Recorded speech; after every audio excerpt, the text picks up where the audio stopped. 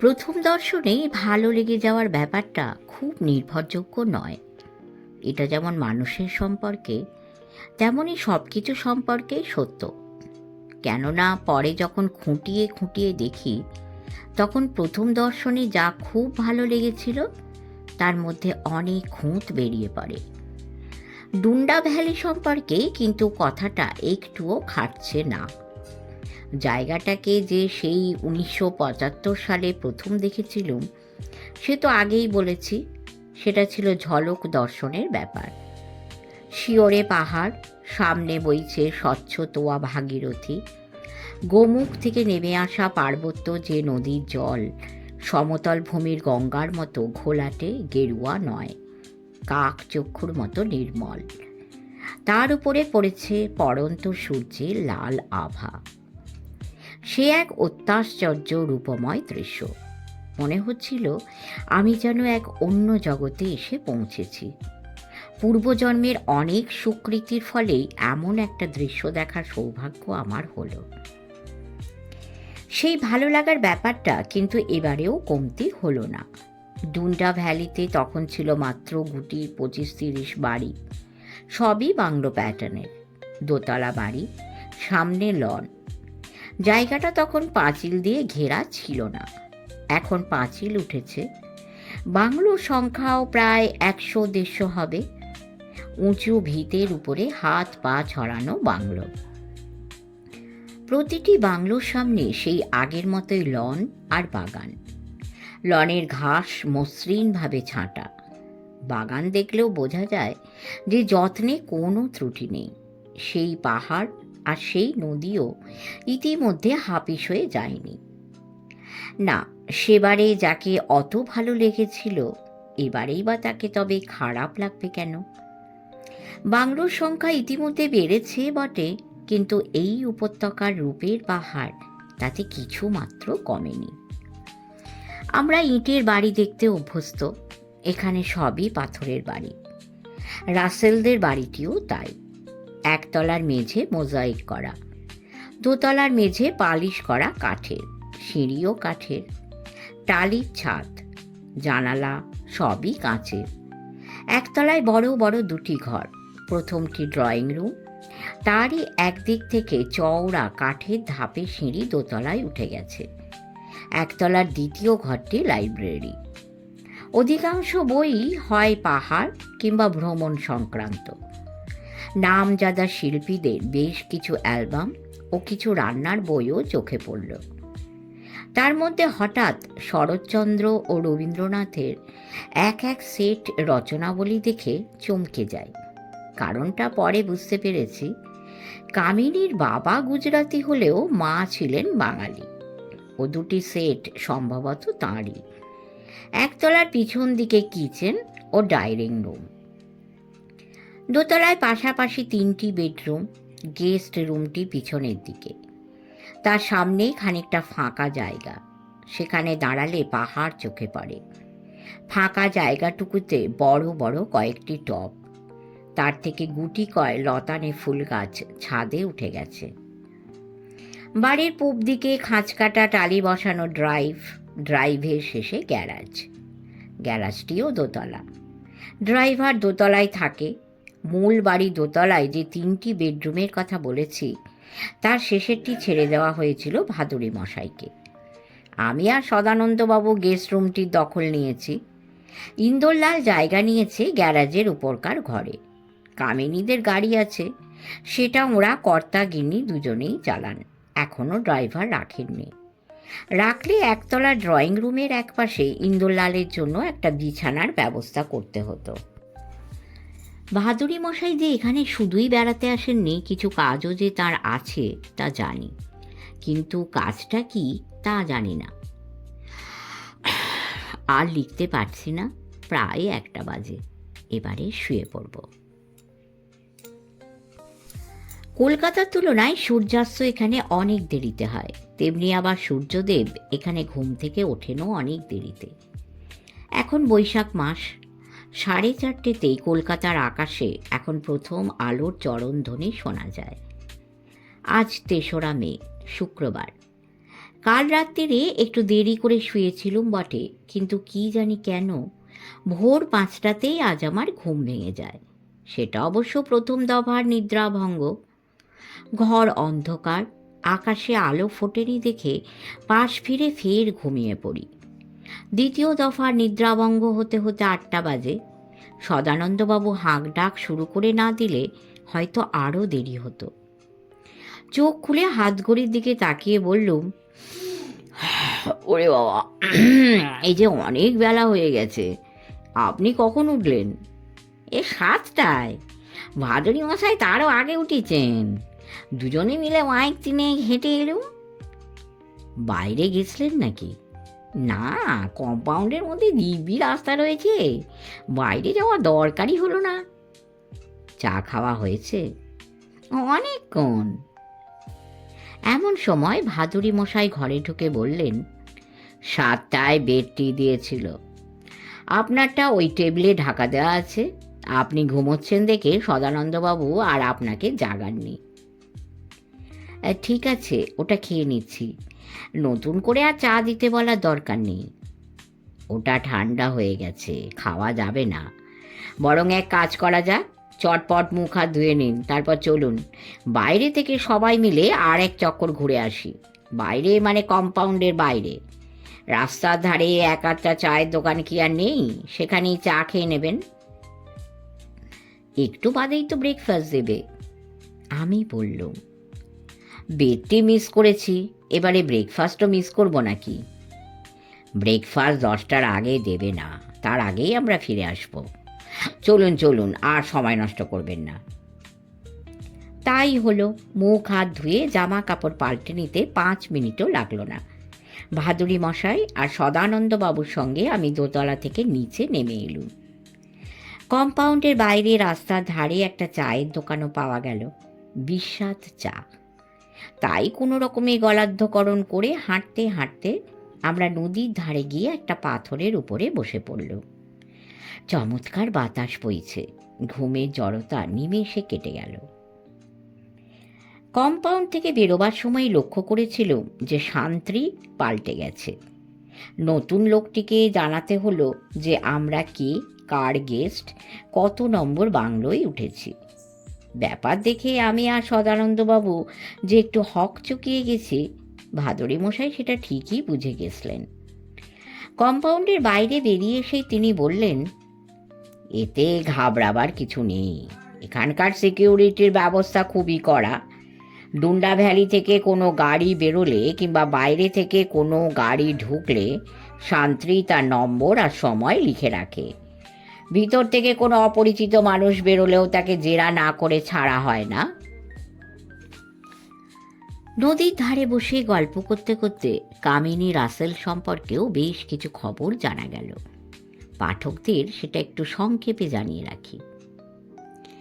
কামিনী রাসেলদের পরিবারের সঙ্গে ভাদুরী মশাইয়ের পরিচয় ও যোগাযোগ বাঙ্গালোরে। এদের তিনি প্রায় 30 বছর ধরে চেনেন। কামিনীর বাবা গুজরাটি, মা বাঙালি। বাবা জগদীশ দাস প্যাটেল ছিলেন আমেদাবাদের বিখ্যাত ব্যবসায়ী। ঠাকুরদা অশ্বিনী ভাই পাটেল গীতাঞ্জলির ইংরেজি তর্জমা পড়ে রবীন্দ্রনাথের ভক্ত হন। শান্তিনিকেতনের খবর তিনি রাখতেন। ছেলের স্কুলের পাঠ সাঙ্গ হবার পরে তাকে তিনি শান্তিনিকেতনে পাঠিয়ে দেন। এ হলো 50-এর দশকের গোড়ার কথা। জগদীশ দাস বয়স তখন বছর 20।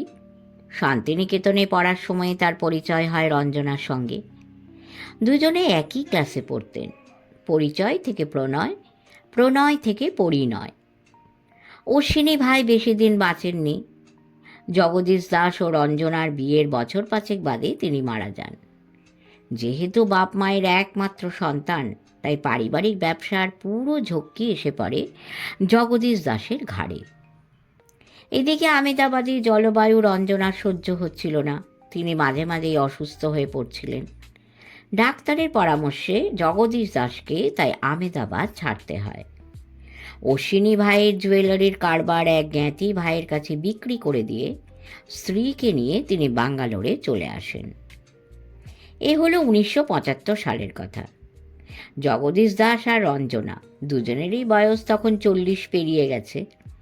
কামিনী তাদের একমাত্র সন্তান, তার বয়স তখন 12 কি 13, বেশি হবে না। জিজ্ঞেস করলুম, তার মানে কামিনীর বয়স এখন 40, তাই তো? তা তো হবেই, কিন্তু ওর কথায় একটু পরে আসছে। তার আগে জগদীশ দাস সম্পর্কে আরও 2-1টা কথা বলেনি। ভদ্রলোকের ব্যবসা বুদ্ধি ছিল অসাধারণ। একটা নতুন জায়গায় এসে রাতারাতি ব্যবসা জমানো নেহাত 4টিখানি ব্যাপার নয়, বলতে গেলে প্রায় অসম্ভবই। কিন্তু সেই অসম্ভবকেই উনি সম্ভব করলেন। ওর কারবারের সুনাম ছড়িয়ে পড়তে পুরো 1টা বছরও লাগলো না। কিসের কারবার? কারবার সেই একই, জুয়েলারি। তবে শুধু সোনার উপর নয়, সেই সঙ্গে দামি পাথরের, হিরে, মুক্ত, চুনি, পান্নার। গয়না বানাবার ব্যাপারে বাঙালি কারিগরদের সুখ্যাতির কথা জানতেন তো, তাই কলকাতার বউবাজার পাড়া ঢুঁড়ে অনেক বেশি মাইনের টোপ দিয়ে বেশ কয়েকজন নামী কারিগরকে বাঙ্গালোরে নিয়ে গেছিলেন। তাদের দিয়ে এমন সব ডিজাইনের গয়না বানিয়ে শোকে সাজাতে লাগলেন, যা দেখে গোটা কর্ণাটকে একেবারে ধন্যি ধন্যি পড়ে গেল। যেমন ডিজাইন তেমনি পাথর সেটিংয়ের কাজ। কি বলবো, জগদীশ দাসের দোকান থেকে কেনা হয়েছে। দেখতে দেখতে এটাই যেন ব্যাঙ্গালোর আর মাইসোরের অভিজাত মহিলা মহলের একটা স্ট্যাটাস সিম্বল হয়ে দাঁড়ালো। একটুক্ষণের জন্য চুপ করলেন ভাদুড়ি মশাই, তারপর বললেন, শুধু ব্যবসা বুদ্ধির তারিফ করলে ভুল হবে। ঝানু কারবারি তো তিনি ছিলেনই, কিন্তু সেই সঙ্গে যদি না আর একজনের শিল্পরুচি যুক্ত হতো, মানে জগদীশ দাসের জুয়েলারি, তাহলে অত তাড়াতাড়ি অতটা বিখ্যাত হয়ে উঠতে পারত না, আরও অনেক সময় লেগে যেত। সেই আরেকজনকে? তাঁর স্ত্রী রঞ্জনা। একে তো শান্তিনিকেতনের কলা ভবনের ছাত্রী তিনি, তার উপরে অলঙ্করণের ব্যাপারে তাঁর উদ্ভাবনী শক্তিও ছিল অসাধারণ।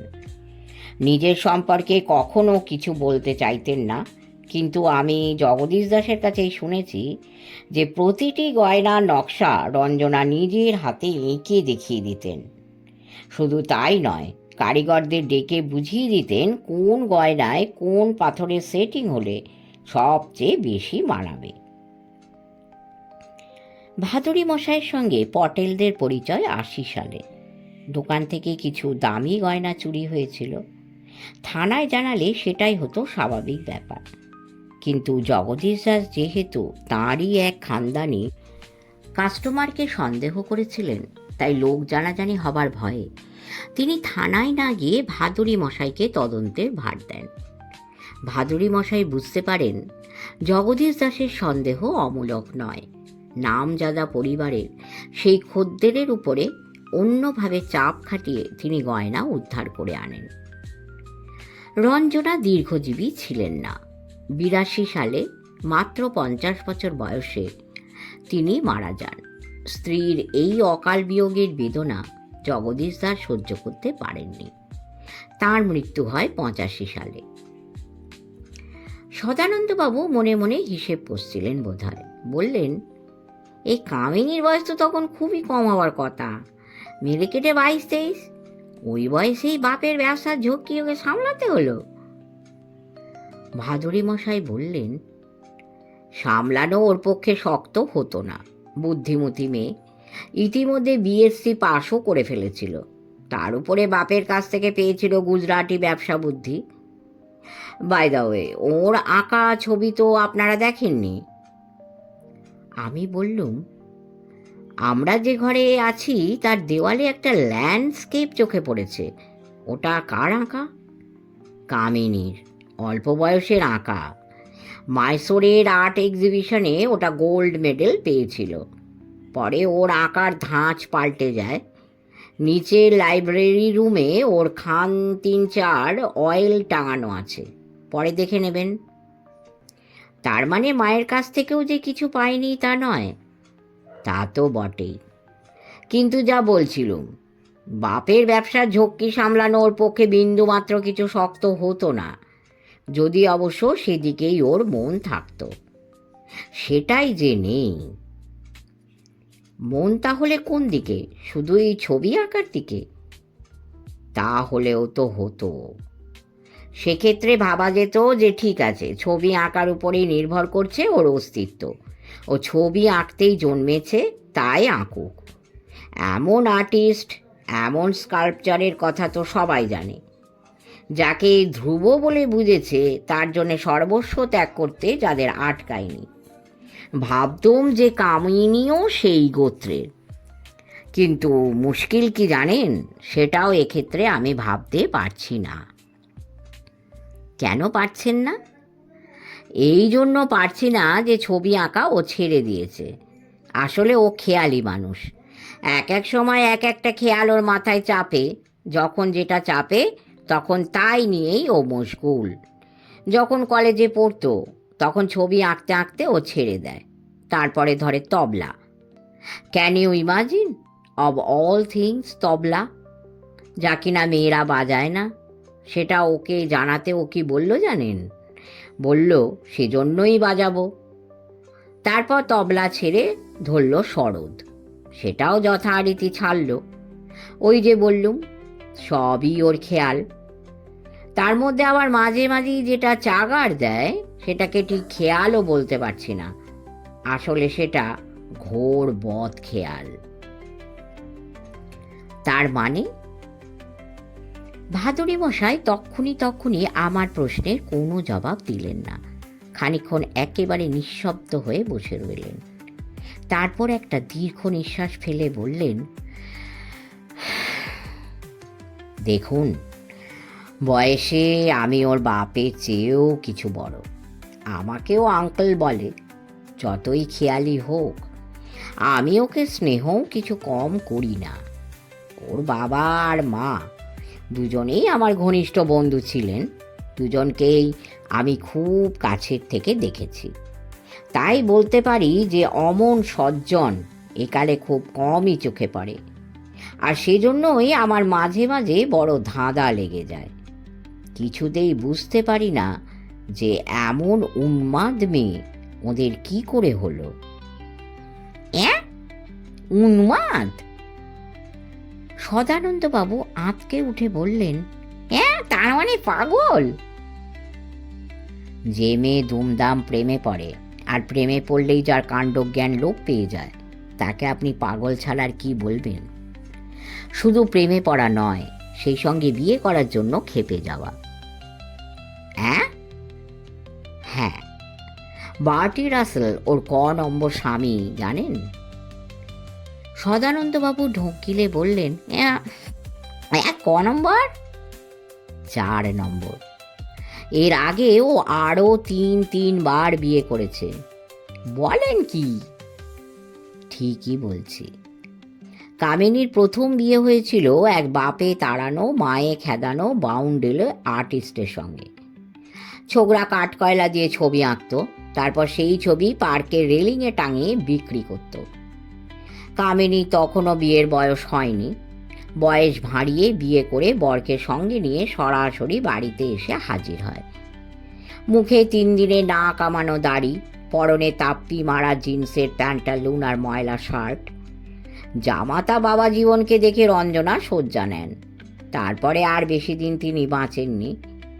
সে বিয়ে বছর খানেক টিকেছিল। কামিনী নিজেই একদিন তার নতুন প্রেমিককে ডেকে এনে আর্টিস্ট বেচারাকে ঘাড় ধাক্কা দিয়ে বাড়ি থেকে বার করে দেয়।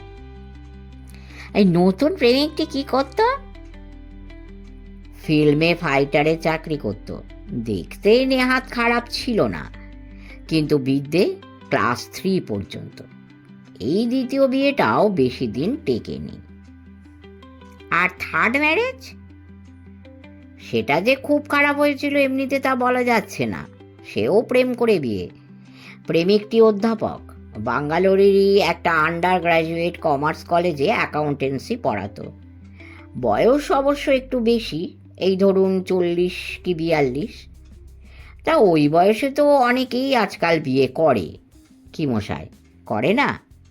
হ্যাঁ, তা করে ওই কি, তাই এটাও টিকলো না কেন? কি করে টিকবে? বাহাদুরী মশাই তেতো হাসি হাসলেন। মাসখানেক যেতে না যেতেই ঝুলি থেকে বেড়াল বেরিয়ে পড়ল। জানা গেল যে প্রেমিক পুরুষটি ব্যাচেলার নয়, তার বউ বাচ্চা রয়েছে। বউ থাকতো গ্রামের বাড়িতে। খবর পেয়ে সে শহরে এসে মামলা ঠুকে দিয়েছে, বিগ্যামি চার্জ। দোষী সাব্যস্ত হওয়ায় বাবা জীবনে জেল হয়ে যায়। ওরে বাবা, কি কাণ্ড মশাই! আমি বললুম, তারপরে এই ফোর্থ ম্যারেজ উইথ বার্টি রাসেল?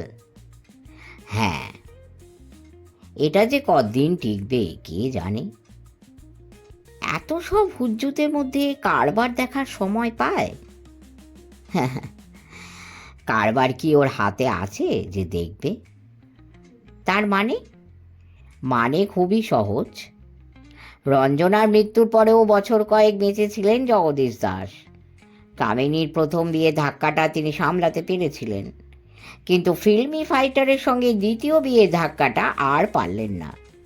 তাছাড়া তিনি স্পষ্ট বুঝে গেছিলেন যে লেখাপড়ায় চৌখোশ মেয়েটা ঠিকই, সেই সঙ্গে মায়ের শিল্পরুচির সঙ্গে বাপের ক্ষুরোধার বুদ্ধিও সে পেয়েছে বটে, কিন্তু এত সব গুণের কোনোটাই শেষ পর্যন্ত কাজে লাগবে না। তার কারণ ওর মাথায় রয়েছে পাগলামির বীজ। আবার একটুক্ষণের জন্য চুপ করে রইলেন ভাদুরী মশাই। তারপর বললেন, এটা বোঝার পরে জগদীশ দাস আর সময় নষ্ট করেননি। জুয়েলারির ব্যবসাটা তিনি বিক্রি করে দেন। বাড়িটা লিখে দিলেন মেয়ের নামে। রঞ্জনা যা কিছু গয়নাগাটি ছিল সবই মেয়ের হাতে তুলে দিলেন। আর ব্যবসা বিক্রি করে যা পাওয়া গেছিল তার থেকে কামিনীর নামে ব্যাংকে একটা 25 লাখ টাকার ফিক্সড অ্যাকাউন্ট খুলে বাদবাকি টাকা দান করলেন রামকৃষ্ণ মিশনকে। এ হলো 1985 সালের কথা। জগদীশ দাস সেই বছরই মারা যান। আমি বললুম, আপনারা তো খুবই বন্ধু ছিলেন, মৃত্যুর আগে আপনাকে কিছু বলে যাননি? একটা কথাই বলেছিলেন, মেয়েটা তো ঘোর উন্মাদ, বিপদে পড়লে ওকে যেন আমি দেখি। বাপের মৃত্যুর পরে শোধরায়নি? কোথায় আর শোধরালো? জানকী দাসের মৃত্যুর পরে দিন কয়েক একটু গুম মেরেছিল, তারপর বছর দুয়েক বাদে বিয়ে করলো ওই অধ্যাপককে। Another disaster. তা সে বিয়েও তো বিগ্যামি চার্জে আদালতের রায় নাকচ হয়ে গেল। তারপর 5 বছর বাদে এই বিয়ে। এটা হলো 92-তে। বাটিরও আগে একটা বিয়ে হয়েছিল, টেকেনি। আর্মির ডাক্তার, বয়স এখন বছর 50, আর্লি রিটায়ারমেন্ট নিয়ে এখানে আছে। এ বিয়েও প্রেম করে হয়েছিল? না, খবরের কাগজের ম্যাট্রিমনিয়াল কলামের বিজ্ঞাপন দেখে। এটা টিকবে তো? হাসলেন ভাদুরী মশাই। 10টা বছর যখন টিকে গেছে তখন বোধহয় চট করে আর ভাঙবে না। ওহো, একটা মজার কথাই বলা হয়নি। এমনিতে পাগলি হলে কি হয়, মেয়েটার ব্যবসা বুদ্ধি প্রখর। বাপের কাছ থেকে কিছু গয়নাগাটি, একটা বাড়ি আর ওই 25 লাখ টাকা পেয়েছিল, সে তো জানেন। তা ওর ব্যাংক ব্যালেন্স এখন কোথায় এসে দাঁড়িয়েছে একবার ভাবুন দেখি। সেভারেল ক্রোর্স। বটে? হ্যাঁ, স্রেফ শেয়ার কেনা বেচা করে ভাবা যায়। শুনলুম, শুনে বার কয়েক ঢোক গিললুম। তারপর বললুম, আসল কথাটাই জিজ্ঞাসা করা হয়নি। আপনি এখানে যে কাজে এসেছেন মনে হচ্ছে সেটা কামিনীরই কাজ। ওই আপনাকে এখানে ডেকে এনেছে। তা কাজটা কি? সেই একই কাজ। ওর বাপের দোকানের গয়নাগাটি উদ্ধার করে দিয়েছিলুম, এবারে ওর একটা দামি গয়না উদ্ধার করে দিতে হবে। সদানন্দবাবু বললেন, আবার সেই বাংলা কসওয়াট। এখানেও শব্দটা ছিল গয়নাগাটি, সেখানেও শব্দটা ছিল গয়নাগাটি। আমার মনে পড়ে গেল ইংরেজি ওয়ার্ড জাম্বেলের কথা। সেখানে শব্দটা ছিল মার্ডারার, কিন্তু সেটা আর বললুম না। নদীর ধার থেকে বাংলোয় ফিরতে ফিরতে প্রায় 10টাই বেজে যায়। ভাদুরী মশাইয়ের পিছনে পিছনে একতলা ডাইনিং রুমে ঢুকে দেখি কামিনী আমাদের জন্য অপেক্ষা করছেন। জিজ্ঞেস করল, কোথায় গিয়েছিলেন? ভাদুরী মশাই বললেন, ভোরবেলা উঠে সদানন্দ বাবুকে নিয়ে হাঁটতে গিয়েছিল। কিরণবাবু তো তোরই মতো ঘুম কাতুরে, 8টায় ফিরে এসে ওর ঘুম ভাঙায়। তারপর ওকে নিয়ে নদীর ধারে গেছিলুম। চমৎকার জায়গা, বাতাসটাও ইনভিগ্রেটিং। উঠতে ইচ্ছে করছিল না। তা বাটিকে দেখছি না যে, সে কোথায়? ফেরেনি, একটু আগে ফোন করেছিল, বলল একটা কেস একটু গোলমেলে, তাকে ফেলে রেখে ফিরতে পারছে না, তবে লাঞ্চের আগে ফিরবে। ব্রেকফাস্ট কোথায় করবে? আর তাছাড়া বেরিয়ে গেছে তো কাল বিকেল হওয়ার আগে, তাহলে রাত্রিরের খাওয়াটাই বা কোথায় খেলো? সঙ্গে কিছু স্যান্ডউইচ দিয়ে দিয়েছিলুম, সেই সঙ্গে 1 ফ্লাস্ক কফি। ডিনার যদি করে থাকে তো তাই দিয়েই করেছে। আর ব্রেকফাস্ট? কামিনী হেসে বলল, আজ আর সেটা ওর কপালে নেই। তবে ও নিয়ে তোমরা ভেবো না তো, ডাক্তারদের অমন হয়েই থাকে। কাজের লোকটি প্লেট ভর্তি টোস্ট নিয়ে ঘরে ঢুকলো। তারপর দুটো দুটো করে টোস্ট আমাদের প্লেটে নামিয়ে দিয়ে বলল, ডিম কি রকম হবে? ভাদুরী মশাই কামিনীর দিকে তাকিয়ে বললেন, তুই কি রকম খাস? বাবা তো ভেজিটেরিয়ান ছিলেন, বাড়িতে তাই মাছ মাংস আর ডিম কখনো ঢুকতোই না। ওসব জিনিস মাও ছেড়ে দিয়েছিলেন। আমিও বাঙ্গালোরে থাকতে খাইনি, তবে এখন খাই।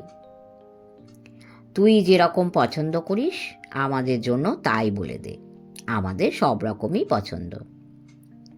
ঠিক আছে। কাজের লোকটির দিকে তাকিয়ে কামিনী বলল, প্লেন অমলেট, তবে হ্যাঁ, পেঁয়াজ দিও না, আর কুচনো কাঁচা লঙ্কা একটু বেশি করে দিও। ডাইনিং রুমের পাশেই কিচেন। মালকিনের কাছ থেকে অর্ডার নিয়ে কাজের লোকটি কিচেনে চলে গেল। ভাদুরী মশাই বললেন, তোর গয়নার কথা কাল শোনাই হলো না, আজ শুনবো। মানে গয়নাটা যে চুরি হয়েছে। ওটা তো চুরি হয়নি, চুরির কথা আবার কখন বললুম? তাহলে? ভাদুরী মশাইকে একটু বিভ্রান্ত দেখালো। তাহলে তুই কি বলেছিলি? এখনই বলবো, ইন ডিটেলস বলবো। না থাক। এক মুহূর্ত ভেবে নিয়ে ভাদুরী মশাই বললেন, চা খেয়ে উপরে যাই, তখন শুনব। অমলেট এসে গিয়েছিল। টোস্ট, অমলেট আর চা খেয়ে আমরা উপরে উঠে এলুম। উপরে সামনের দিকে বিশাল বারান্দা। মূল বাড়ির কাঠামো থেকে সেটা বেশ খানিকটা এগিয়ে গেছে। একটা কাজের লোক এসে সেখানে একটা গোল টেবিল ঘিরে ছোট ছোট 4টে ক্যানভাসের চেয়ার রেখে গেল। আমরা তাতে আরাম করে বসার পরে ভাদুরী মশাই একটা সিগারেট ধরালেন। তারপর এক গাল ধোঁয়া ছেড়ে বললেন, তোর বাড়িতে কাজের লোক মোট কজন রে? 5 জন, একজন কুক, তাকে তোমরা একতলায় দেখেছ, বাকি 4 জন অন্য সব কাজ করে। অন্য সব কাজ মানে কি কাজ? একটি মেয়ে আছে যে বাসন কোসন ধোয় আর জামা কাপড় কাচে, বাদ বাকি 3 জনই পুরুষ। তাদের মধ্যে একজন যেমন 2তলা ঝাঁটপাট দেয়, মেঝে মোছে, ডাস্টিং করে সব সাফ সুতরো রাখে, আরেকজনও তেমনই সেই একই কাজ করে একতলায়। এখনও একজনের কথা বলিসনি, সে কি করে? বাগানের কাজ করে, তাছাড়া গাড়ি ধোয়। এরা কি রাত্রিরেও এখানে, মানে এই বাড়িতে থাকে? না, রাত্রিরে ওরা কেউই এখানে থাকে না। সকালে আসে, যে যার নিজের কাজ করে, তারপর বিকেল হবার আগেই বাড়ি চলে যায়। বাড়ি কোথায়? পাহাড়ের বস্তিতে। যা চলে, তুমি তো গয়নার কথা কিছু শুনছই না। শুনবো, অত ব্যস্ত হচ্ছিস কেন? এক্ষুনি গয়নার কথায় আসছি, তার আগে আর দু একটা কথা জিজ্ঞেস করে নিই। বেশ, করো। ওরা যে পাহাড়ের বস্তিতে থাকে তা তো শুনলুম, তা সবাই কি একই বস্তিতে থাকে? না, আলাদা আলাদা বস্তিতে। সেগুলির ডিস্ট্যান্স এখান থেকে কতটা? সবই 2-3 মাইলের মধ্যে। তবে বোঝই তো, পাহাড়ি জায়গা, সূর্য ডুবলেই গোটা এলাকা অন্ধকার। তাছাড়া পাহাড়ে এখন বুনো জন্তু জানোয়ার অনেক কমে গেছে ঠিকই, তবে একেবারেই যে নেই তা নয়। সাপ আর বিছের ভয়ও আছে। ওরা তাই তাড়াতাড়ি বাড়ি ফিরতে চায়। হ্যাঁ, চাইতেই পারে। জন্তু জানোয়ার আছে, সাপ খুব আছে, তাহলে আর চাইবে না কেন? আচ্ছা, একটা কথা বলুন তো, ভূত পেতনির ভয় নেই তো? কামিনী হেসে বলল, তাও আছে বই কি, মানে ওদের কথা বলছে, ভীষণ ভূতের ভয়। বিশেষ করে ওই যে মেয়েটার কথা বলল, লক্ষ্মী, বাসন মাজা আর কাপড় চোপড় ধোয়ার কাজ করে, তার যে কি ভীষণ ভূতের ভয় সে আর কি বলবো। ওরা তো বিকেল না হতেই বাড়ি চলে যায়। বাটিও কি আর নিত্যি 30 দিন বাড়িতে থাকে? ডাক্তার মানুষ, রাত্রিরের দিকে কল এলে তাকেও নিশ্চয়ই বাড়ি থেকে বেরিয়ে পড়তে হয়। রাত্রিরে আর বাড়ি ফিরতে পারে না, এই যেমন কাল রাত্রিরে ফেরেনি। তখন তোর ভয় করে না? কিসের ভয়? ভূতের? ভূত? আমি কি ভূতে বিশ্বাস করি নাকি? ভূত নাই থাক, চোর ডাকাত তো আছে, নাকি তাও নেই? তা থাকবে না কেন? তবে ডুন্ডা ভ্যালির হাউজিং কমপ্লেক্সে চোর ডাকাতের ভয়ও নেই। আঙ্কেল, এখানকার পাহারা না ভীষণ কড়া। সেটা আমরা এরই মধ্যে বুঝেছি। তবু এত বড় একটা বাড়িতে একা থাকতে একটু অস্বস্তি হওয়াই তো স্বাভাবিক। কাজের মেয়েটাকে তো মাঝে মধ্যে থাকতে বলতে পারিস।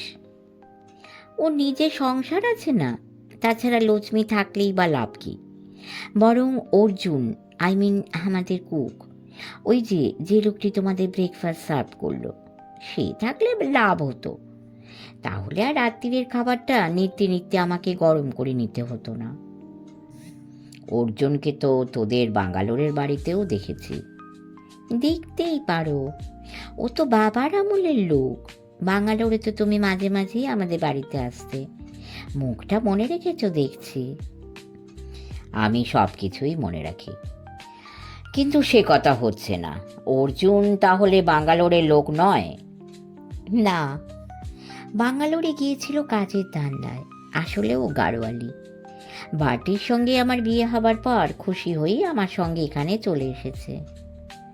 কিন্তু তোরা তো প্রথম একটা বছর উত্তর কাশীতে ছিলি, অথচ অর্জুনের বাড়ি এখানকার পাহাড়ি বস্তিতে। তাহলে রোজ রোজ বাড়িতে ফিরতে পারতো না? না, তখন সপ্তাহে একদিন রবিবার বাড়ি আসতো, আর সোমবার সকালে বাস ধরে চলে যেত উত্তরকাশী। পরে ওই আমাদের খবর দেয় যে ডুন্ডা ভ্যালির কলোনিতে জমি পাওয়া যাচ্ছে। শুনে আমরা এখানকার কলোনির কর্তাদের সঙ্গে যোগাযোগ করে জমি কিনে বাড়ি বানাই। বাড়িটি আর্মির ডাক্তার ছিল, তাই জমি পেতে অসুবিধা হয়নি। তাতে যেমন তোদের তেমন অর্জুনেরও লাভ হলো, কি বলিস? তা তো হলোই, ও এখন রোজই বাড়ি ফিরতে পারে। এরা সবাই, মানে তোদের এই বাড়িতে যারা কাজ করে, সবাই বিশ্বাসযোগ্য লোক? অবিশ্বাস করার মতন তো কখনো কিছু দেখিনি। একটুক্ষণ চুপ করে রইলেন ভাদুরী মশাই, একটা সিগারেট ধরালেন, দেশলাইয়ের জ্বলন্ত কাঠিটাকে শূন্যে বারদই সজোরে নেড়ে নেভালেন। তারপর একটু ইতস্তত করে বললেন, যদি কিছু মনে না করিস তো একটা প্রশ্ন করব? কামিনী হেসে বলল, বেশ তো, করো। বাটির রোজগারপত্তর কেমন? ভালোই। আর্মি থেকে আর্লি রিটায়ারমেন্ট নিয়েছিল ঠিকই, কিন্তু পেনশনটা নেহাত খারাপ পায় না। তাছাড়া ডাক্তারি তো আর ছেড়ে দেয়নি। তাতেও কিছু আসে? কেমন? যতটা আসতে পারত তার শিখিও আসে না। কেন? ওর রুগী দেখার ফি কত জানো?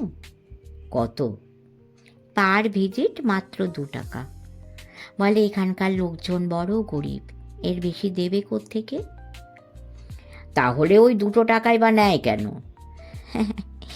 ওর তরফে তারও একটা জবাব আছে। ও বলে যে একেবারে ফ্রিতে রোগী দেখলে ডাক্তার সম্পর্কে রোগীর আস্থা জন্মায় না। ঠিকই বলে। তাছাড়া রোজগারের কথা উঠছেই বা কেন? মাটির টাকা আর আমার টাকা কি আলাদা? ও যাই পেনশন পাক, শেয়ার কেনাবেচার ব্যবসায় কি আমি কম রোজগার করি নাকি? বাহাদুরি মশাইয়ের চোখে কৌতুক ঝিলিক দিল। বললেন, কত রোজগার করিস? তার কি কিছু ঠিক আছে নাকি? সবই তো বাজার ওঠা পড়ার ব্যাপার। পড়তির বাজারে যা কিনি সেটা ধরে রেখে দিতে থাকি বাজার উঠছে কিনা। খানিকটা ওঠার পরে বেচে দিই। গত মাসে 5 লাখ লাভ হয়েছিল। এ মাসে কিনেছি, কিন্তু বাজার ভালো নয়, তাই এক্ষুনি বিক্রি করছি না, আরও কিছুদিন দেখব। ব্যবসা শুরু করার সময় তো বেশ কিছু টাকা প্রথমে ইনভেস্ট করতে হয়েছিল। কত টাকা শেয়ার কিনেছিলি? 25 লাখ টাকার। সে টাকা পেলি কোথায়? বারে, বাবা আমার নামে ব্যাংকে টাকা রেখে দিয়েছিলেন না, সে টাকা পুরো তুলে নিয়ে শেয়ারে খাটিয়ে দিই। যাক, তাহলে বাঙ্গালোরের বাড়িটা বেচিসনি? আরে না না, বাড়ি বিক্রি করিনি, ভাড়াটেও বসাইনি। আর তোর মায়ের যে গয়নাগাটি তুই পেয়েছিস সেগুলির কি হলো? তার একটাও বেচিনি। কথাটা বলেই তীব্র চোখে ভাদুরী মশাইয়ের দিকে তাকালো কামিনী। বলল, ব্যাপার কি বলো তো? টাকা, বাড়ি, গয়না খুঁটিয়ে খুঁটিয়ে এত সব কথা আমাকে জিজ্ঞেস করছো কেন? রাত্রিরে ঘুম ঠিক মতো হয়েছিল তো? শেষ করলাম কামিনীর কণ্ঠহার 2য় পর্ব। শুনবেন, লাইক করবেন, কমেন্ট করবেন, শেয়ার করবেন এবং অবশ্যই যদি এখনও সাবস্ক্রাইব করে না থাকেন তাহলে সাবস্ক্রাইব করে আমাদের সঙ্গে যুক্ত হবেন। পরম করুণাময়ের কৃপায় সকলে ভালো থাকবেন। নমস্কার।